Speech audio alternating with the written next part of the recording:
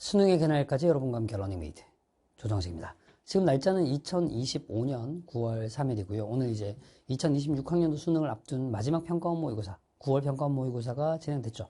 거기 영어 과목에 대한 총평을 좀 진행을 하려고 하는데요.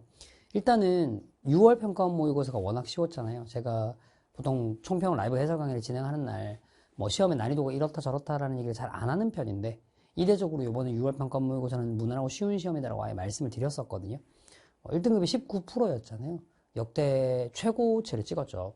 그래서 뭐 누구나 9월 평가원 모의고사 6월 평가원보다는 어려울 거다라고 예측을 하고 들어갔을 겁니다. 사실 그 정도 난이도의 비정상적일 정도로 1등급 비율이 많게 나오는, 그래서 모두에게 뭐 희망을 주는 시험이 항상 있기는 쉽지 않으니까요. 그죠? 어쨌든 뭐 이번 모의고사는 여러분들이 체감하기에 6평에 비해서는 확실히 좀 어려웠을 텐데 실제로 시험의 난이도가 뭐 어땠다, 뭐 저땠다라고 얘기하는 게 크게 도움이 될 것 같진 않아요. 그냥 제 예상에는 1등급 한 6에서 8% 정도가 나오지 않을까 싶은 생각이 드는데 이것도 제가 뭐 또 장담을 못 하는 게 사실 그렇거든요.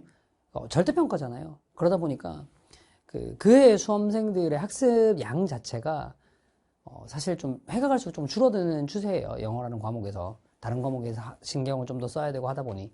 그러다 보니까 전체적으로 이제 학생들의 뭐 영어라는 과목, 수능 영어라는 과목에서 학력 수준이 조금 더 떨어지는데 거기다가 뭐 이전 시험의 난이도에 따라서 편차가 워낙 크다 보니까 1등급 비율이 얼마일 거다라고 예측하는 것도 사실은 뭐 크게 의미는 없을 것 같습니다. 그런 것보다는 그냥 시험 전반에 대한 평가를 위주로 좀 봐주셨으면 좋겠습니다.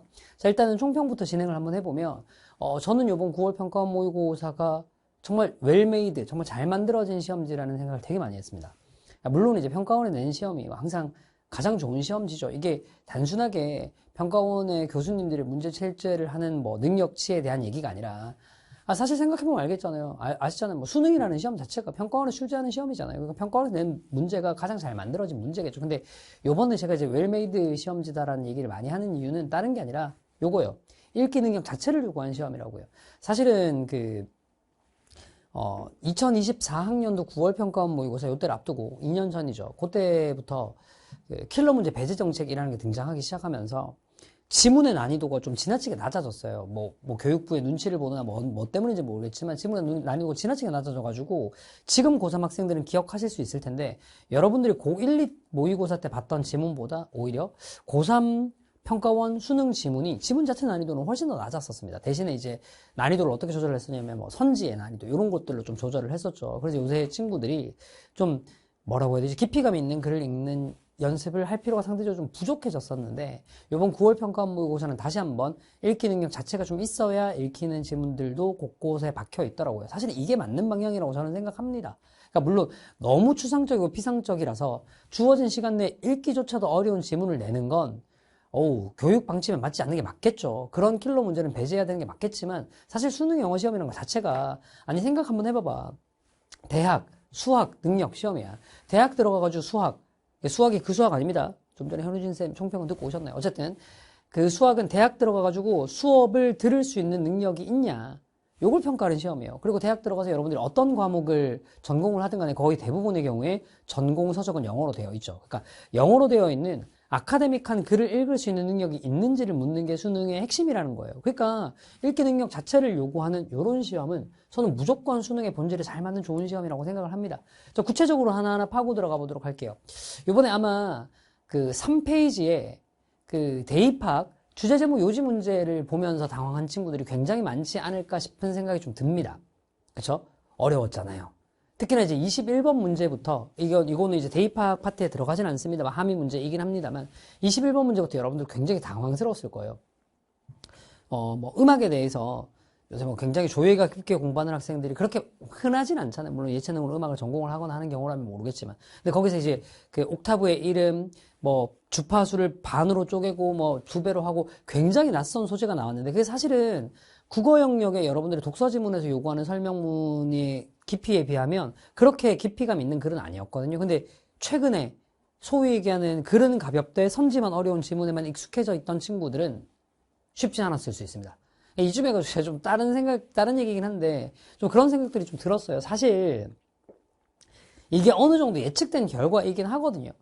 그러니까 무슨 얘기냐면 매번 이제 모든 강사님들이 최근에 킬러 문제 배제 정책 이후에 선지가 난이도가 낮아졌다, 선지 난이도가 높아지면서 지문 난이도가 낮아졌다라는 말씀을 되게 많이 하시는데 그 말은 맞습니다만 교육청 모의고사를 보면 여전히 난이도 높은 지문들이 꽤 나오고요.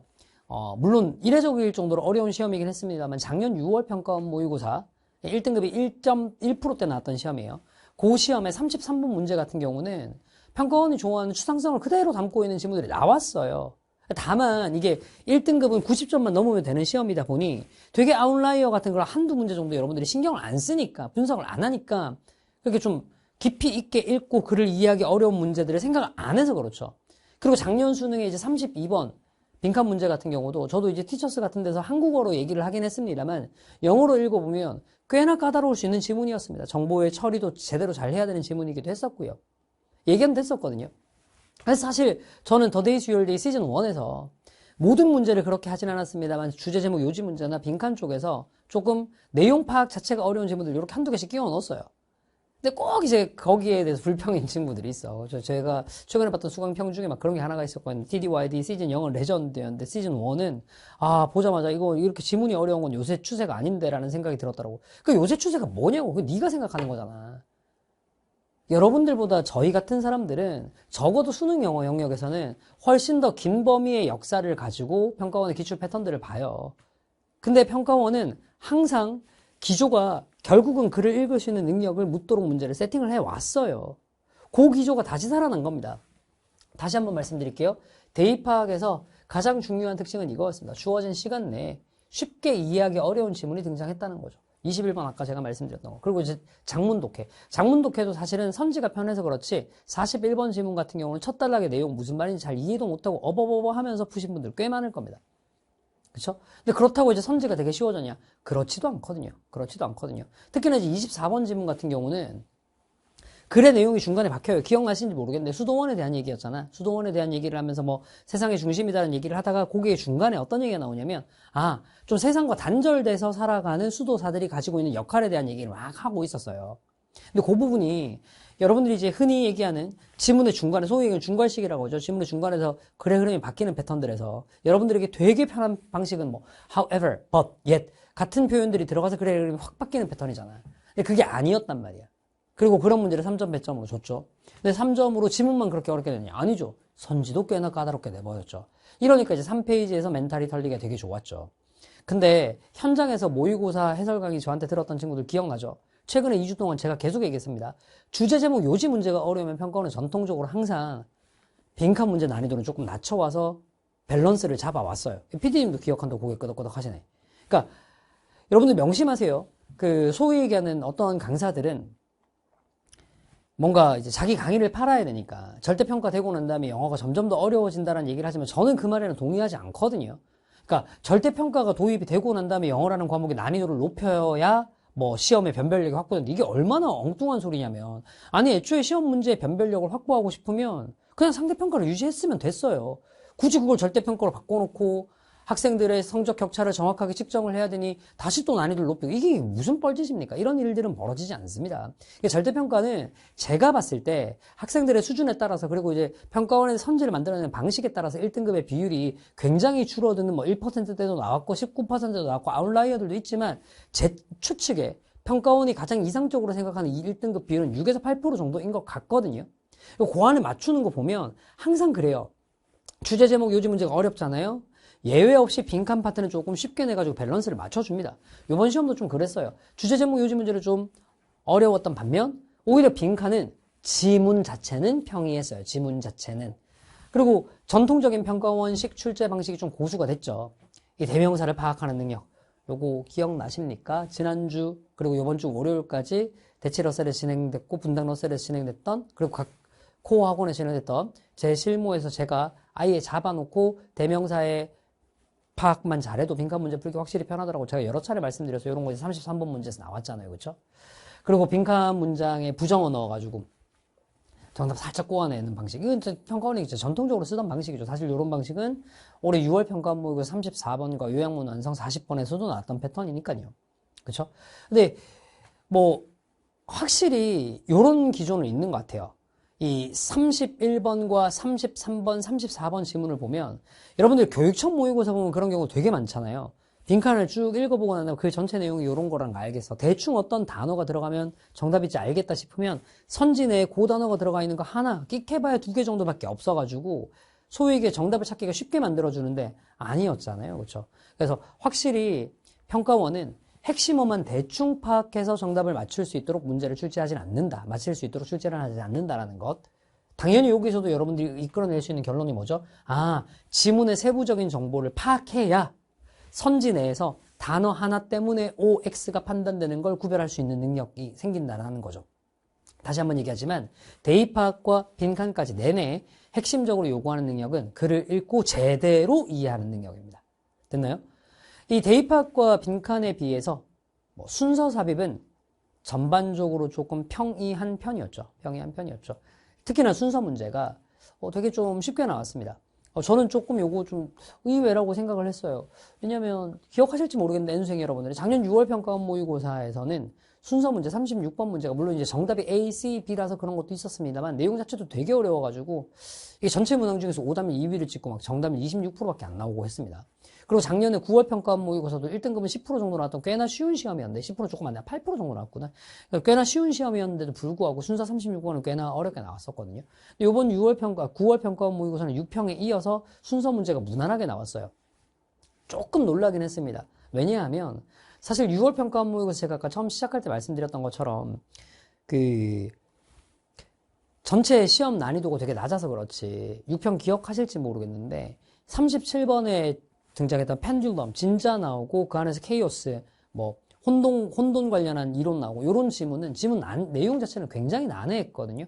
그래서 순서에서 이번에도 학생들 좀 머리 아프게 만들 수 있겠다라고 생각을 했는데 의외로 문제가 무난했어요. 그래서 저도 이제 문제를 풀면서 순서 왜 이러지? 하고 이제 문장 삽입 첫 번째 문제를 풀면서 이것도 너무 쉬운 거야. 야, 이걸 이렇게까지 해도 되나? 했는데 웬걸 39번 문제가 멘탈을 확 털어버렸죠. 아마 이 문제가 오답률 1, 2위쯤에 포진되지 않을까 싶거든요. 저도 아직까지 데이터를 찾아보지는 못했습니다만 이게 또 정답 번호도 굉장히 앞쪽에서 나왔잖아요. 문장 삽입인데 정답이 2번에서 나와버렸고 거기다가 지문 내용도 굉장히 까다로워서 언뜻 보기에는 건축의 역사 관련한 얘기 나오고 피라미드 얘기 나와서 해서 되게 좀 쉬운 것처럼 여겨지지만 실제로 글의 순서를 고려하면서 읽기에는 굉장히 까다로웠던 지문이었습니다. 그쵸? 그러니까 이런 거 저런 거 좀 고려를 해보면 확실히 이번 9월 평가원 모의고사는 평가원의 예스러운 방식, 그러니까 킬러 문제 배제 정책 이런 게 있기 전에 지문 내용 자체가 조금 까다로워서 주어진 시간 내에 정보 처리를 제대로 할 수 있는지 없는지를 물어보는 출제 방식, 이걸 확실히 좀 많이 다시 가지고 왔다는 느낌이 들어요. 그러다 보니까 최근에 선지로 말장난치는 형태의 문제만 익숙했던 여러분들은 이거 꽤나 뒤통수를 맞을 수 있겠다라는 생각이 좀 드는 거죠. 그래서 제가 이제 항상 말씀드리는 겁니다. 기출은 최근 3년치 정도는 보셔야 돼요. 겨우 이제 1, 2년치 정도의 기출만 보고 난 다음에 최근 기출의 트렌드는 선지를 어렵게 만드는 건우 하다 큰일 난다니까요. 평가원은 단 한 번도 공식적으로 이런 트렌드로 문제를 낼 겁니다라고 얘기한 적 없잖아요. 보통 여러분들이 알고 있는 기출 문제의 트렌드는 여러분들이 봤던 1, 2년의 평가원 모의고사 혹은 그냥 강사들의 강의를 듣고 난 다음에 최근 트렌드에 대해서 분석해 놓은 것을 여러분들 좋은 대로 해석한 결과물이잖아요. 여기서 핵심은 네가 좋은 대로다. 그러니까 자꾸 이제 그런 식으로만 공부를 하다 보면 시험의 기조가 이렇게 살짝만 바뀌어도 이거 바뀌었다라고 얘기하기도 되게 애매한데 살짝만 이렇게 바뀌어도 여러분들 시험장 들어서 확 멘탈이 털려버린다고요. 수능에서는 그러면 이제 어떤 식으로 나올까? 모르죠. 그러니까 여러분들이 또 착각하는 게 있거든요. 6평, 9평을 보면 수능의 경향을 예측할 수 있나? 아니 못하죠. 어떻게 알아요? 매년 6평과 9평과 수능은 각각의 독립시행이었습니다. 다만 평가원이 가지고 있는 원칙들을 확인을 할 수 있는 정도가 이제 6평과 9평인 거죠. 그러니까 확인된 원칙을 바탕으로 이제 공부를 하셔야지 요번 9평이 이랬으니까 다음에 앞으로도 이럴 거다라고 예측하면서 공부하는 거 무슨 무당도 아니고 그런 짓을 하시면 안 돼요. 또 이거 캐스트로 올라가게 되면 밑에 댓글들이 또 달리겠죠. 내가 또 이 얘기하면 이 댓글 더 많이 달려. 어쩌면 나도 그걸 즐기고 있을지도. 자, 어쨌든 그런 거 있잖아. 맨날 선생님 그래서 수능 어떻게 나올 걸 예측하나요? 수능 난이도를 어떨 거라고 예측하나요? 그걸 내가 어떻게 아냐고. 알 수가 없는 영역의 문제죠, 그건. 다만 이것만 명심하세요. 수능 영어는요. 1994학년도부터 처음 시작됐을 때부터 지금까지 딱 본질적으로 하나를 물어보고 있어요. 첫 번째, 학술적인 영어를 읽고 이해할 수 있는 능력이 있느냐? 두 번째, 기본적인 의사소통 능력이 있느냐. 그걸 물어보는 게 듣기와 어법 문제가 되는 거고. 괜찮죠? 그러니까 거기에 초점을 맞춰서 공부하시면 큰 문제 없이 앞으로도 대비하실 수 있을 겁니다. 이쯤에서 여러분들이 하지 말아야 될 것들 몇 가지를 얘기를 해봐 드리도록 할게요. 제가 이제 해설 강의도 이제 찍고 있습니다만, 일단 첫 번째, 요런 식으로 9평이 6평에 비해서 갑자기 난이도가 좀 높아지기 시작하면 갑자기 이제 영어 공부를 해야 되겠다라는 학생들이 많이 생겨요. 왜냐면 수능 최저는 맞춰야 되겠고, 다른 과목으로 최저를 맞추기가 그렇게 어렵다라고 생각이 들면, 영어는 하나 최저를 맞추는데 무조건 끼워 넣어야 되겠다는 생각을 하거든요. 현실적인 판단입니다. 근데 그랬는데, 지금까지 해놓은 공부는 너무 없어. 그래서 이제 뭐, 지금 와가지고 구문을 하기도 그렇고, 그렇다고 해서 막 단어를 막 지금 부족한 걸 너무 많이 외우기도 시간 너무 아까운 것 같고, 어떻게든 빠르게 막 성적을 올려야 될 것 같고, 그래서 여러분들이 제일 많이 보는 패턴들이 뭐냐면, 문제를 푸는 요령들을 가르치는 수업들을 찾아봐요. 그것도 이제 뭐 정석적인 걸 보는 게 아니라, 뭐 유튜브 저 구석에는 뭔가를 봐요. 막, 순서 문제 이렇게 하면 2분 컷, 뭐 이런 거 보면서 막 옛날 기출 가지고 누가 설명해주면, 와, 신박하다. 이거대로 하면 다 되겠노? 막 이러고 있다고요. 그런 거 없어요, 세상에. 빈칸 문제, 뭐 빈칸이 어디에 위치하면 어디만 읽으면 정답 나오고 기출로 선생님들이 막 보여주면, 와, 이거 되게 먹힌. 안 돼요, 그런 거. 세상에 그런 발췌도구는 없습니다. 내가 진짜 장담할게. 내가 다른 수업 때도 되게 많이 얘기하는데, 그렇게 지문의 일부만 읽고 정답을 찾을 수 있을 거라고 얘기하는 강사들 있잖아. 다 불러 모아놓고, 3월 교육청 모의고사부터 11월 수능까지 고3들 여러분들하고 똑같은 환경에서 시험을 다 똑같이 치게 만든 다음에, 단 한 문제라도 틀리면, 강사 자격을 10년간 박탈한다라는 조건으로 시험 문제 풀리잖아요. 100% 장담할게요. 그 사람들요, 처음부터 끝까지 지문 다 읽으면서 70분 꽉꽉 채워서 시험 칠 겁니다. 그게 인생을 걸고 치는 시험의 무게예요. 여러분들 그렇게 시험 치셔야 되잖아요. 근데 어떻게 이미 정답을 다 알고 있는 강사들이 문제를 풀듯이 일부만 보고 정답 찾는 발췌도구 할 수 있겠냐고요. 못한다니까. 마음 급하다고 그런 발췌독에 휩쓸리지 마세요. 이게 여러분들이 앞으로 하셔야 될 첫 번째입니다. 첫 번째입니다. 아시겠죠? 제가 9평 치고 나면 자주 드리는 말씀인데요. 도금은 겉에서 보기에는 반짝이는 것처럼 보이지만 결국은 벗겨집니다. 도금을 만들려고 하지 마세요. 이제 두 번째입니다. 여러분들이 앞으로 주의하셔야 될 것. 그럼 수능에서 뭘 해야 되냐? 벗겨져도 내부가 똑같은 원소 그 자체. 순금을 만드셔야죠. 순금을. 그 순금이 뭐예요? 수능 영어는 딱 하나라니까. 읽기 능력 자체를 길러야 된다고요. 읽기 능력 자체를 길러야 된다고요. 이게 제가 드리고 싶은 말씀이에요. 이게 드리고 싶은 말씀이라고. 제가 어제 저희 와이프랑 둘이서 이제 놀러 갔다가 집에 돌아오는 길에 뭐 신랑 임금 몇 년 했지? 뭐 이런 얘기를 해가지고 생각을 좀 해보니까 올해로 9년 차더라고요. 제가 인강 시작한 첫 해부터 메가스터디라는 회사에 영어과의 간판으로 활동을 하고 있습니다만, 그럼 이제 인강 1타가 된 지 사실 이제 횟수로 이제 9년 차가 되는 거잖아요. 되게 오래 했더라고요, 생각보다.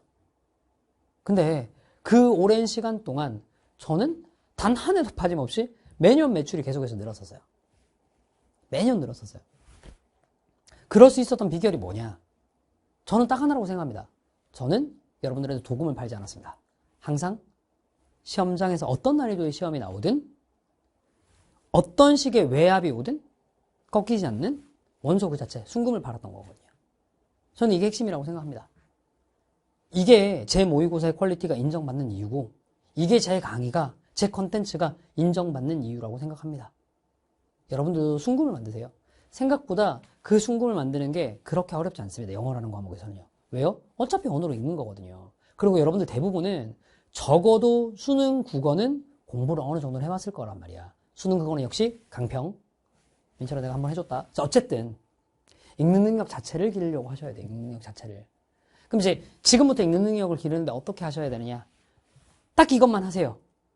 네가 요번 6월 평가원, 9월 평가원 둘 중에 하나라도 3등급 이내 정도의 점수가 나왔다. 그냥 The Days Your Day 시즌 1.5로 그냥 오세요.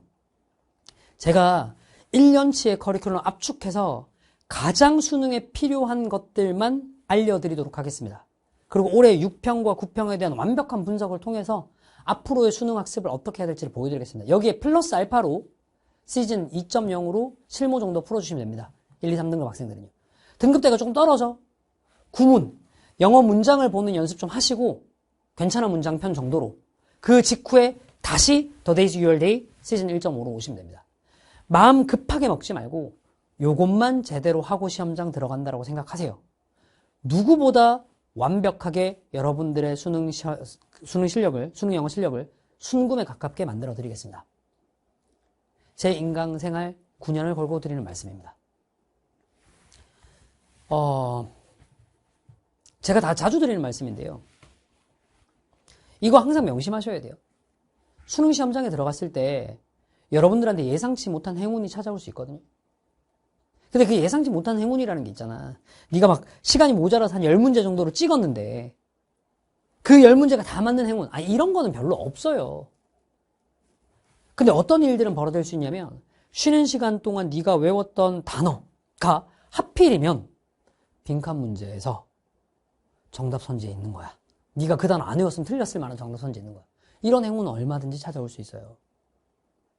쉬는 시간 동안 네가 조금 어려워서 육구편과 관련해서 좀 꼼꼼하게 봤던 문장 구조가 하필이면 순서 문제에서 제시문에 딱 들어가 있는 거야. 그런 경우들은 얼마든지 벌어질 수 있다고요. 근데 시험장에서 이런 행운이 찾아오려면요. 전제 조건이 있죠. 최소한 쉬는 시간에 영단어는 보고 있어야 됐었고 최소한 문장 구조는 쉬는 시간에 보고 있었어야 하는 겁니다. 제가 이런 말씀 자주 드려요. 길 가다가 동전을 주울 수 있겠죠. 근데 그 동전을 주우려는 행운을 얻으려면요. 최소한 길바닥을 보고 다니는 노력은 하셔야 됩니다. 그 노력을 제가 함께 해드리겠다는 겁니다. 그게 수능의 그날까지 여러분과 함께할 러닝메이트 조정식이라는 이름을 걸고 강의를 하고 있는 제 목표이자 다짐입니다. 항상 모든 총평이 끝날 때마다 이런 말씀을 드리는데요. 저는 수능의 그날까지 여러분과 함께할 러닝메이트라는 이름으로 인강 첫 해부터 지금까지 계속 강사 생활을 하고 있습니다. 러닝메이트가 어떤 존재죠? 옆에서 함께 달리면서 학생들의 페이스에 맞춰가지고 달리고 있는 사람의 페이스에 맞춰서 힘들지 않게 끝까지 완주할 수 있도록 도와주는 존재잖아요. 저는 수험생 모두의 러닝메이트가 되려고 합니다. 그러려면 저는 누구보다도 빠른 속도로 달려야 돼요. 그래야 한 바퀴 추월해서 넘어져 있는 학생들도 다시 일으켜 세우고 할 수 있는 거죠. 제가 그 역할 해드릴게요. 구평에서 넘어지셨어도 괜찮습니다. 일어나셔서 믿고 따라오시면 수능의 그날을 확실히 여러분의 말도 만들어 드리도록 하겠습니다. 이게 제 커리큘럼 제목이기도 합니다. 다시 한번 말씀드리겠습니다. 지금 구평에서 좀 넘어지셔도 괜찮아요. 여러분들을 넘어뜨린 건 별거 아닌 작은 돌뿌리일 뿐입니다. 밟고 일어나십시오. 지금 어떠해도 괜찮으니까 믿고만 따라오시면 확실하게 수능의 그날을 여러분의 날로 만들어 드리도록 하겠습니다. 그러면 이번 주말부터 시작되는 The Days Your Day 시즌 1.5로 여러분들을 만나 뵙도록 하겠습니다. 해설 강의에서 또 만나 뵐게요.